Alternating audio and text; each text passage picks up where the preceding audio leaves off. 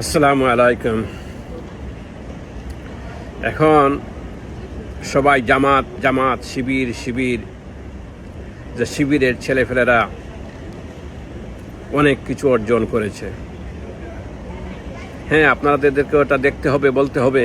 তার কারণ হচ্ছে জামাত শিবিরেরকে নির্দেশনা দিয়েছে, দিক নির্দেশনা দিয়েছে, স্ট্র্যাটেজি প্ল্যান করে ওদেরকে সুশিক্ষায় শিক্ষিত করেছে, দেশের বাইরে গিয়ে পড়ার জন্য তারা উৎসাহ দিয়েছে, এমনকি তারা ফান্ড দিয়ে অনেক সময় সাহায্য করেছে। কেন করেছে? দেশের জন্য, দেশের কল্যাণের জন্য। আপনারা কি করেছেন? আপনারা আপনাদের ছেলে মেয়েদেরকে পাঠিয়েছেন বিদেশে ঠিকই, কিন্তু সাধারণ মানুষের ছেলে মেয়েদেরকে আপনারা লাঠি বানিয়েছেন, লাঠি বানিয়েছেন। কারণ তো আপনাদের মধ্যে দেশপ্রেম নেই। যদি দেশপ্রেম থাকতো তাহলে আপনারা ওদেরকে লাঠি বানাইতেন না। লাঠি না বানিয়ে ওদেরকে পরামর্শ দিতেন, ফান্ড দিতেন, স্ট্র্যাটেজি প্ল্যান নিতেন সুশিক্ষায় শিক্ষিত করার জন্য। কারণ ওরা তো একদিন দেশ চালাইতে হবে, কিন্তু ওইটা তো আপনাদের মাথায় নেই। এখন তো অনেক লেট হয়ে গেছে।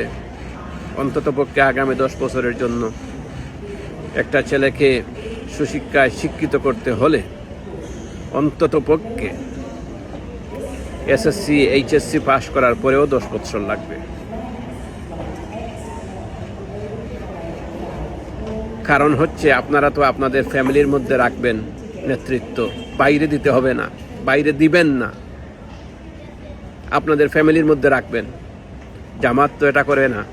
জামাত হচ্ছে মেধার ভিত্তিতে, যোগ্যতার ভিত্তিতে তারা নেতৃত্বে আসে।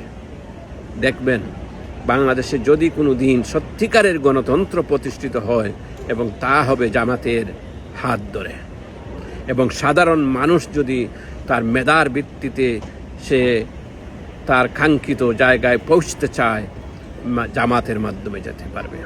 আপনারা দেবেন না, কারণ আপনাদের ফ্যামিলি, আপনাদের পরিবার, বাইরের কিছু আপনাদের হজম হবে না।